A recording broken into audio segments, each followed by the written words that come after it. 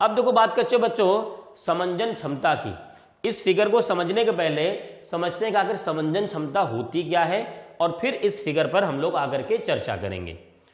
देखिए बच्चों, समंजन क्षमता के बारे में चर्चा करते हैं। क्या होता है, कह रहे जब कोई वस्तु आंख से बहुत दूर हो, ठीक है, यानी अनंत पर, इन्फिनिटी जिसे कहते हैं, बहुत दूर है, तो क्या कहते हैं, तो वस्तु से आने वाली समानांतर किरणें अभिनेत्र लेंस द्वारा रेटिना पर फोकस हो जाती है। अगर रेटिना पर फोकस हो गई तो क्या होगा, आसानी से दिख जाएगा, जिससे वस्तु हमें दिखाई देने लगता है। रेटिना पर प्रतिबिंब बना तो क्या होगा, दिखाई देने लगेगा।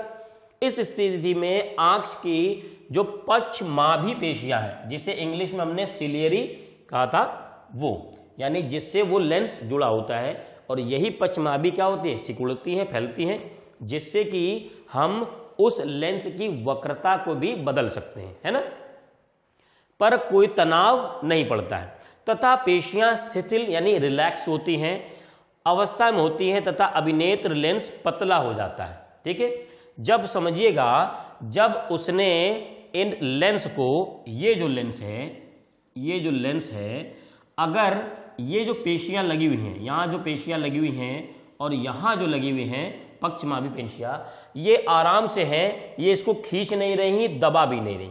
अगर उसको प्रेस नहीं कर रही तो ये क्या होगा, पतला होगा, आराम से यहां पर होगा। इस स्थिति में नेत्र लेंस की वक्रता न्यूनतम अर्थात वक्रता त्रिज्या तथा फोकस दूरी अधिकतम होती है। अब बच्चों देखो, कुछ लोगों को कंफ्यूजन हो रहा होगा, मैं कह रहा हूं वक्रता न्यूनतम होगी, वक्रता न्यूनतम, और लेकिन वक्रता त्रिज्या क्या होगी, अधिकतम होगी। वक्रता त्रिज्या क्या होगी, अधिकतम। दो बातें हैं, दोनों को ध्यान समझिएगा। इस वक्रता का मतलब है कि उसका झुकाव, उसका कर्वेचर। कर्वेचर का मतलब समझिएगा, जैसे ये अगर लेंस है और इसी लेंस को मैंने ऐसे कर दिया, समझिएगा, तो कौन ज्यादा मुड़ा हुआ है, ये वाला ज्यादा मुड़ा हुआ है, ये वाला कम मुड़ा हुआ है। तो जो ज्यादा मुड़ा हुआ है उसकी वक्रता ज्यादा है, यानी वो वक्र ज्यादा है, वो कर्व ज्यादा है। जो कम मुड़ा हुआ है उसकी वक्रता कम है। ये होगी वक्रता के बाद। अब आते हैं बच्चों कि अगर कम और ज्यादा है तो वक्रता त्रिज्या पर क्या फर्क पड़ेगा। ठीक है, इसके बारे में समझते हैं। देखिए, मैं दो यहां पर अलग अलग लेंस बनाता हूं, एक लेंस की वक्रता कम रखते हैं, एक की ज्यादा रखते हैं। मान लिया मैंने एक की वक्रता ज्यादा ले लिया और इसी को मैंने यहां बना लिया, एक की वक्रता कम ले लिया, मतलब ये ज्यादा मुड़ा हुआ है, ये कम मुड़ा हुआ है। अब जरा इसके सर्किल को पूरा किया जाए, वृत्त को, तो इसके सर्किल को पूरा करेंगे तो देखिए बच्चों ऐसे करके आएगा। तो इसका सेंटर यानी केंद्र क्या हुआ, ये केंद्र हुआ। तो जो केंद्र होता है उससे इसकी दूरी ये क्या कहलाती है, वक्रता त्रिज्या। आइए बच्चों इसको पूरा करते हैं। इसको पूरा करेंगे तो देखिए बच्चों एक बड़ा सर्किल बनेगा, है कि नहीं, क्योंकि ये कम झुका हुआ था ना। अब देखिए इसका सेंटर ये, और यहां से इसकी दूरी क्या कहलाएगी, वक्रता त्रिज्या। तो इसका मतलब जिसकी वक्रता ज्यादा थी, यानी जो ज्यादा झुका हुआ था, ज्यादा कर्व था, उसकी वक्रता त्रिज्या कम है, और जो जिसकी वक्रता कम थी उसकी वक्रता त्रिज्या ज्यादा है। यही बात बच्चों यहां पर कही गई है। साथ ही साथ फोकस को भी समझ लीजिए भाई, अगर वक्रता त्रिज्या छोटी है तो उसके आधे पे ही बीच में ही तो फोकस होता है, तो फोकस दूरी भी कम हुई। और अगर वक्रता त्रिज्या ज्यादा है तो क्या होगा, फोकस दूरी भी ज्यादा होगा। इसीलिए कह रहे हैं अगर वक्रता त्रिज्या अधिकतम है तो फोकस भी तो अधिकतम होगा। यह बात बच्चों यहां पर बहुत अच्छी तरीके से समझ लीजिए। आइए बच्चों बात करते हैं दूसरे की। कह रहा है कि जब वस्तु आंख के निकट होती है, ये जो डिस्कशन किया ये दूर के लिए किया, ये है जब हमने वस्तु को नजदीक रख लिया। कह रहा आंख के निकट होती है तो पक्षमाभी पेशियां सिकुड़कर अभिनेत्र लेंस की वक्रता को बढ़ा देती हैं।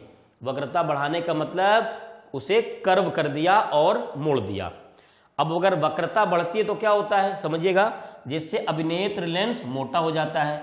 अभिनेत्र लेंस मोटा होगा तो वक्रता त्रिज्या कम हो जाएगी। देखिए इससे अभिनेत्र की फोकस दूरी घटकर, फोकस दूरी घटी ना, इस प्रकार समायोजित हो जाती है कि वस्तु का प्रतिबिंब रेटिना पर ही बनता है तथा वस्तु स्पष्ट दिखाई देती है।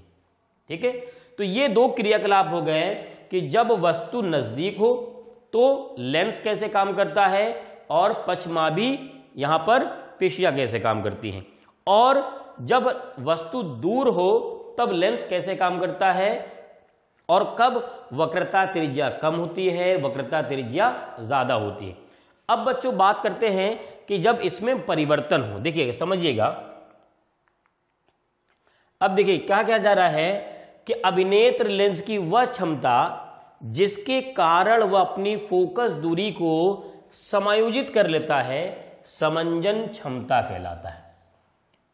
मतलब अभी जो दो हमने चीजें पढ़ी, जब वस्तु दूर हो और जब वस्तु नजदीक हो, तो अब जब दूर और नजदीक कर रहे हैं तो लेंस की मोटाई कभी बढ़ जा रही है, कभी पतला हो जा रहा है। ये कैसे हो जा रहा है? ये ऐसे हो जा रहा है कि वहां पर पश्चमाभी जो कोशिकाएं लगी हुई हैं उनसे जुड़ा हुआ है, तो वो अपने आप ऑटोमेटिक काम कर रही हैं, कभी सिकुड़ रही हैं, कभी फैल रही हैं।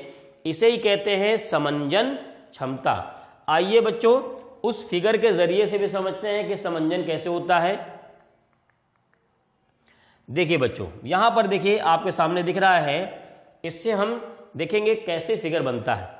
देखिए ये रहा आंख और पीछे देखिए रेटिना है, रेटिना पर ही प्रतिबिंब बनना चाहिए। जब वस्तु दूर है अनंत पर, तो जब वस्तु दूर होती है तो उसे परावर्तित किरणें कैसे आती है? समानांतर होकर के आती हैं।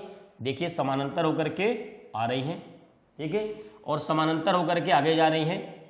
अब ये जो इससे परावर्तित होती है, इस अभिनेत्र लेंस से परावर्तित होकर के जब रेटिना पे मिल जा रही हैं, इस रेटिना पर, तो यहां पर इसका प्रतिबिंब बन गया।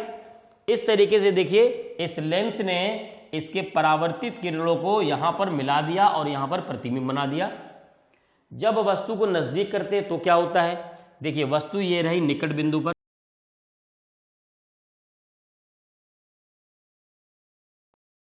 लेंस से परावर्तित होकर कहां पहुंची बच्चों?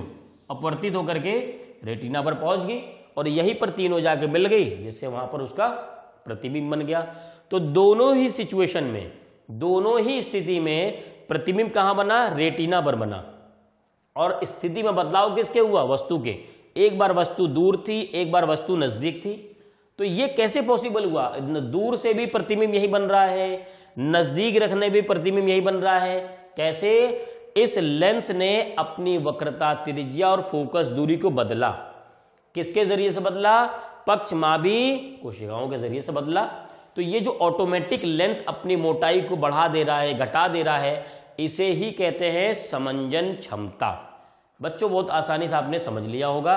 आइए आगे बढ़ते हैं और समझते हैं। अब देखिए बच्चों, एक डिफिनेशन आता है कि फार पॉइंट क्या होता है, यानी दूर बिंदु क्या होता है। कह रहे अधिकतम दूर स्थित वह बिंदु जिस पर रखी कोई वस्तु आंख द्वारा स्पष्ट देखी जा सके। दूर है और इतना दूर है कि आप आसानी से देख सकते हैं, तो जहां रखा गया है ना, उसी को कहेंगे फार पॉइंट या दूर बिंदु। और अगर वही बिंदु क्या हो, सामान्य आंख के लिए दूर बिंदु अनंत दूरी को कहते हैं, यानी इन्फिनिटिव। उसकी कोई लिमिट नहीं कही गई है कि इतनी दूर होगा तो आप आसानी से देख लेंगे। ठीक है, बात करते हैं दूसरे की। कह रहे न्यूनतम दूरी, यानी ऐसी नजदीक की दूरी जहां आप आसानी से देख सकें। वो कितना होता है? न्यूनतम दूर स्थित वह बिंदु जिस पर रखी वस्तु आंख द्वारा बिना किसी तनाव के स्पष्ट आसानी से देखा जा सके, उसे कहते हैं निकट बिंदु या नियरेस्ट पॉइंट। और साइंटिफिकली ये देखा गया कि वो दूरी आंख से कितनी हो सकती है? वह है 25 सेंटीमीटर। इसीलिए बच्चों कहा जाता है कि अपनी किताब, अपनी कॉपी को अपनी आंख से मिनिमम कम से कम 25 सेंटीमीटर दूर रखिए। बहुत नजदीक से किसी चीज को नहीं देखना चाहिए। ठीक है, इससे क्या होता है, अपनी आंख पर प्रेशर पड़ता है, दबाव पड़ता है और आंख खराब हो जाती है इससे। अक्सर लोग देखते हैं कि पेपर बहुत नजदीक करके पढ़ने लगते हैं या मोबाइल नजदीक करके चलाते हैं, तो ये इसका बैड इफेक्ट है। ठीक है, 25 सेंटीमीटर से कम करके नहीं पढ़ना चाहिए, बल्कि 25 सेंटीमीटर से दूर ही करके पढ़ना चाहिए। और अगर 25 से नजदीक करेंगे तो क्या होगा? देखिए रखी वस्तु को देखने का प्रयास करेंगे तो आंखों पर तनाव बढ़ता है और वह धुंधली दिखाई पड़ने लगती है कि नहीं? वह क्या करेगी बच्चों? धुंधली दिखाई देने लगी। तो हमने 2 पॉइंट जाना, एक फार पॉइंट, दूसरा है नियरेस्ट पॉइंट। आंख के निकट बिंदु तथा दूर बिंदु के बीच की दूरी, निकट बिंदु और भाई निकट बिंदु क्या है 25 सेंटीमीटर दूर, और दूर बिंदु कहां है इन्फिनिटिव, तो दूरी उनके बीच की कितनी है? निकट बिंदु तथा दूर बिंदु के बीच की दूरी को दृष्टि विस्तार कहते हैं। तो अगर आपसे ये पूछ लिया जाए, एक नंबर में एग्जाम में आ जाए, तो दृष्टि विस्तार किसे कहते हैं? तो कहा जाएगा जो नियरेस्ट पॉइंट यानी निकट बिंदु है और जो फार पॉइंट है यानी दूर बिंदु है, उनके बीच का जो एरिया है, जो दूरी है, उसे ही कहते हैं हम दृष्टि विस्तार, यानी वो एरिया जहां पर हमारी आंख उस वस्तु को आसानी से देख सकती है। अब देखिए बच्चों, इंपॉर्टेंट पॉइंट यह है कि यदि हमारे 2 के बजाय 1 आंख हो, ठीक है, देखिए बच्चों, जब हमारे पास 2 आंख है तो हम अपनी आंखों से राइट और लेफ्ट दोनों देखते हैं, ठीक है, लेकिन दोनों आंखों को अलग अलग आप मूव नहीं कर सकते, नहीं हिला सकते।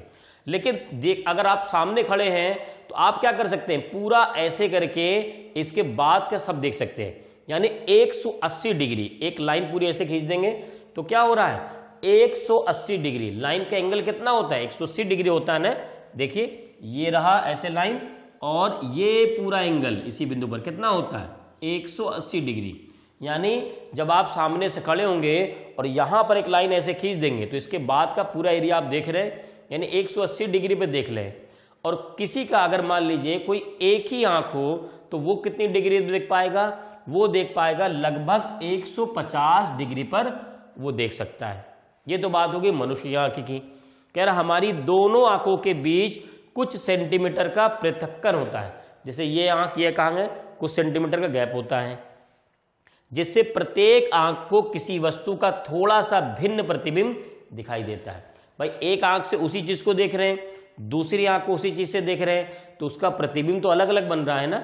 और दूसरी बात से उसका आकार भी हमें थोड़ा सा अलग तो दिखेगा ही, एक थोड़ा सा नजदीक थोड़ा सा दूर दिखेगा, ठीक है। लेकिन क्या होता है समझिएगा, परंतु हमारा मस्तिष्क दोनों प्रतिबिंबों का संयोजन करके एक प्रतिबिंब बना देता है। यानी बनते तो 2 प्रतिबिंब हैं, 2 आंख से अलग अलग, लेकिन हमारा जो मस्तिष्क है उनको एक साथ कंबाइन करके एक प्रतिबिंब के तौर पर हमें वो समझा देता है, वो दिखा देता है। अब देखिए बच्चों, जो शिकारी जंतु होते हैं वो कैसे काम करते हैं। शिकारी जंतुओं की दोनों आंखें उनके सिर पर विपरीत दिशाओं में काम करती हैं। हमारी आंख क्या होती है, एक साइड ऐसे जाएगी ऐसे जाएगी, लेकिन उनकी क्या होगी, दोनों अलग अलग दिशाओं में देख सकती हैं। इसलिए उनका देखने का जो एरिया है बहुत ज्यादा होता है, कह रहा ना, दिशाओं में स्थित होती हैं, जिससे उन्हें अधिकतम विस्तृत दृष्टि क्षेत्र प्राप्त होता है। मतलब देखने का एरिया जो होता है, क्षेत्र, वो ज्यादा बढ़ जाता है उनका।